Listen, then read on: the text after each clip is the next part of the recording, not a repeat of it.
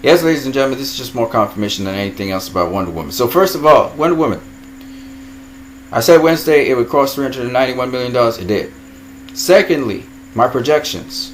My projections for the end of the weekend, this coming weekend and the ninth weekend, will be that it will gross in domestically $394 million, thereabouts. Okay? Worldwide, I think it's going to be close to $790 million by the end of the weekend. Okay? For a number of different reasons. The first reason is, you can see here, the foreign they haven't factored in the foreign gross totals yet. So when they get up to speed with that, that would be cool. And on top of that, when you look at how much it grossed during the week, this week it was about 2.5 million, and over the weekend about 2.5 million. That's 5 million right there. And if it grosses in 2.5 million domestically as well, that gives us basically $7.5 million. So you add 7.5 million to this total here, and you get about $789 million. Okay? So that's how I got it. Now, here's another validation. Warner Bros. Planning Wonder Woman Oscar campaign for Best Picture Director. Now, this is not official from Warner Bros. They didn't say this officially. This is unofficial. So I take it with a pinch of salt, Molly Freeman, but it still confirms what I think about this movie, how its accomplishments at the box office, how people universally accepted it, and also how it brought to the table all of these new things that people never really saw a hero involved in, especially in the superhero genre. Now, what's his chance of actually winning the Oscars or getting nominated? It's better than most. Let's put it that way. There are a number of contenders. You have Logan, Get Out. You got the Mad Max Fury Road from last year or whatever it is. So you have all of these little contenders here for Best Picture campaign. So I'm not saying that Wonder Woman would get nominated or that it would win Best Picture or Best Director, Patty Jenkins. But I do think it's in Warner Brothers' interest to make a push to make sure that Wonder Woman is nominated for that. That's what I think. I think that's a sensible thing to do, especially if Wonder Woman ends up eclipsing Spider-Man as the #1 superhero-origin film, not only in terms of the domestic market, but worldwide. It looks like it might even do that in worldwide market. So that's something to keep an eye on. All right, and the other thing I want to say is that why this is important is because Geoff Johns echoes the sentiments that Zack Snyder also says, and also what I heard Patty Jenkins say. They all said that these movies should translate into your everyday life experience. And that's really an idealistic way of looking at things.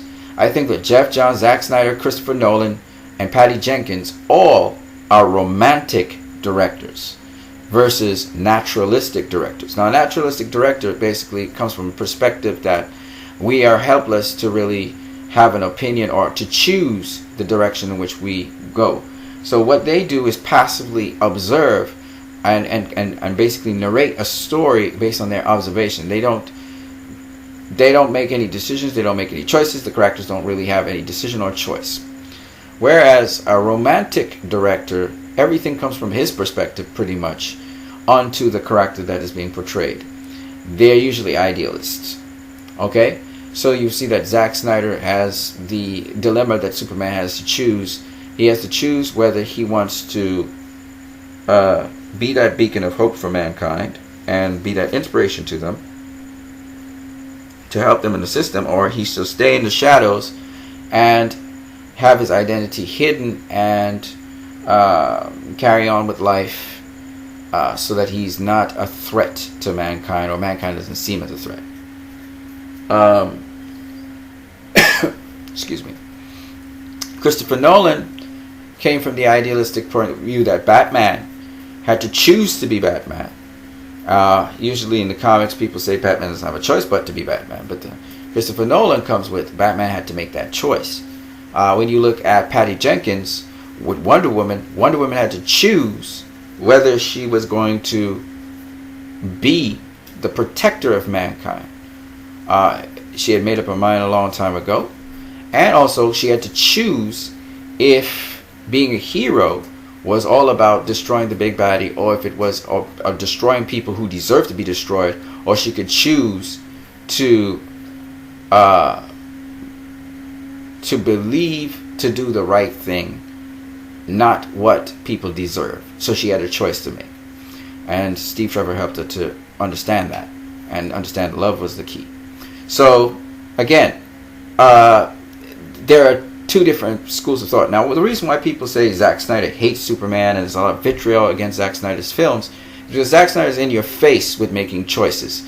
Zack Snyder is all about making choices. And the other thing is, Zack Snyder is a director who lets you choose. He lets the audience choose to accept his notions of idealism.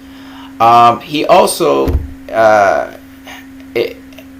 he's primarily responsible for everything that Superman does. It's basically his ideals that he's proposing to you, and you can accept it or reject it. The thing about Zack Snyder is he does not manipulate you emotionally, whereas Patty Jenkins manipulated you emotionally.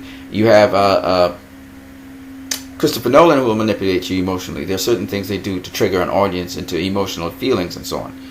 Zack Snyder gives you the choice to feel how you want to feel. Zack Snyder is very free in how he does his movies. So he will wow you with certain things. And another thing people don't realize, Zack Snyder is a pacifist. Yes, his movies are very violent. But you'll always notice that when you see the violent actions, you don't relish them.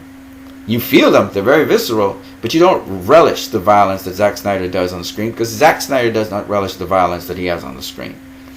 And that's a very interesting thing about Zack Snyder. I thought, even if you watch Watchmen, or even if you watch Sucker Punch, or The Owls of Gaul, you'll notice that Zack Snyder does not take pleasure in violence, even though he has a lot of very violent films. So I found that Geoff Johns expressed certain sentiments that I thought were interesting. Geoff Johns said, you know, when you watch these DC comic book characters, you should be able to gain something to go in your everyday life experience and have an impact on other people. And this is something I have been saying all along. This is what I always feel with the DCEU films or the DC films. And I thought that Geoff Johns really narrated that perfectly. And I just thought I'd go to this little channel here, which is Superhero Kids. And here they are reenacting the Justice League Comic-Con trailer of 2016, I believe this is. The Comic-Con trailer of 2016, which was the for the fans. And they're enacting, and you can see little kids actually reenacting these things in their yard or at their home, etc. And this is directed by a kid himself. So I thought, you know, especially what Patty Jenkins was saying, and what I think a number of other directors realized, superhero movies matter to kids. I mean, all of us have wanted to either be Superman or Batman or one of those superheroes, but especially to kids, because the values that are given in superhero movies literally can translate into our everyday lives, the mythos. And I think this is very important for people to understand. When you go to Comic-Con, it's yes, there's a lot of adult people there, but there's a lot of kids there, right? And they're very impressionable. So I believe that the beauty of comic book movies is in selling these values to the younger kids, as they see these values portrayed on the big screen. You know, that's the responsibility. And I think Geoff Johns, he tried to go back there with his Rebirth series. This is a fantastic series, by the way. It took him many, many years, and I was listening to the interview, and I think this is basically what Zack Snyder, Patty Jenkins, and Geoff Johns, this is what they want to do. And Geoff Johns has been working closely with everyone. I've heard this rumor that Geoff Johns, he's against Zack Snyder. Why would he be against Zack Snyder? He defends Zack Snyder. Geoff Johns is not against Zack Snyder. He doesn't have that kind of bone in his body. Geoff Johns is a nice guy. The other thing about Geoff Johns is he does not focus on negativity. He's not into the Marvel versus DC thing. He's not into that at all. I'm saying this all to say that that it's important to understand that comic book movies, there's a place for them, all of them. All right, and I really honestly feel that that the idealism and the romanticism of these movies is what makes them so powerful. Okay, I'm not saying that all directors are romantic. Okay, if you know, there's many comic book movies that are not romantic. Okay, they're naturalistic, and it's cool. But for me, it had an impact on my life. You know what I'm saying? This is why I even do these videos the way, and I even use comic book movies as my point of reference. So on that note, I hope you guys enjoyed it. I hope that Warner Brothers rallies behind Wonder Woman, and I hope Wonder Woman gets nominated for an Academy Award. And I also hope that Wonder Woman does so well at the box office that it cannot be ignored by the Academy Committee, as well as just the universal appeal of the movie should spur it on. I hope it gets nominated for Academy Award. Do I think it'll win? I think there are going to be stronger contenders for it, but I would love to see it get nominated. That would be awesome. On that note, you guys have a great one.